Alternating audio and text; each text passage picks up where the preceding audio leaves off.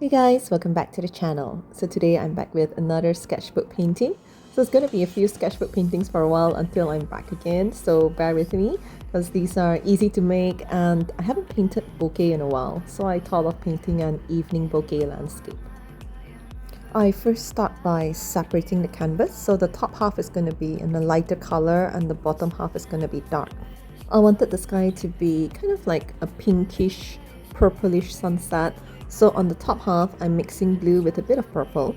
And then I'm going to slowly add a little bit more white as I come lower. And then it's going to be this very nice pale lilac sort of shade. And I'm going to mix pink with white and with a bit of purple. As I get lower, it gets more pink. Right above where I separated the canvas, I'm going to paint it in pink and white. So I got this nice pastelish pink. Then I'm going to mix red with purple and a bit of white to get this nice shade of magenta. And I'm going to blend that with the dark line that I have painted at the start of this whole painting. On the bottom half, it's going to be dark. So I'm mixing blue with purple and a little bit of black. But before I get to the black, I want to blend in more magenta first so that it doesn't look too jarring or like too sudden. So it'll be a nice smooth transition. Once I'm satisfied with the blending, then I mix purple with blue and black, and then I start from the bottom half of the painting and I slowly make my way up to that dark blue line just below the magenta. And I take a bit of water and I blend and I kind of like drag the color down so that you have this nice smooth gradient. Next, I'm going to use the same shade as the dark color below. And I'm going to draw this kind of like a very ambiguous shape of trees just to give it a bit of detail. And then I'm going to paint it in the same color and kind of connect it with the bottom half of the painting. Now I want to make this background look a bit blurry. So I'm going to take water because this is gouache and it kind of reactivates quite easily. I'm going to mix a bit of magenta right above and outline right above these trees, and then I'm going to use water and I blend it so it becomes kind of like one gradient to get that blurry edge effect. Now you can see once the blurry blending thing is done, then the lines aren't as sharp and you have this nice soft kind of background. Next, we're going to add the bokeh lights and I'm going to paint them in orange.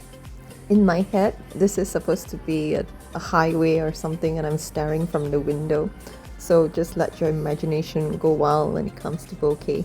I'm just going to add a bit more orange on this part, and some of them are painted in light orange mixed with a bit of white, and some in a darker shade of orange but also with a bit of white. So the bokeh circles and the background are a little bit more pastely, and then we're going to draw a few more bokeh circles in the foreground. Like this one here is going to be in yellow, and this one here is going to be in red and scarlet red and orange. Once that is done, we're going to blur the bokeh lights in the background and give it a little bit more softness. So it also makes these bokeh lights look even further away. So this is the same process as earlier when we blurred the mountains or the trees in the background. Just have to reactivate the gouache, and what you have to do is just dip it into water and then you paint around the circles. Then you'll get this kind of soft halo effect around it and it will look even blurrier. Complete this step for all the bokeh circles in the background. And oh, I forgot to add that this works best when the paint isn't completely dried yet, so it reactivates much easier when you add water around it. Once you're done with that, this painting is finished. I actually really like how this turned out. It's very simple, very minimal, and it's super easy to paint, and I love the colors.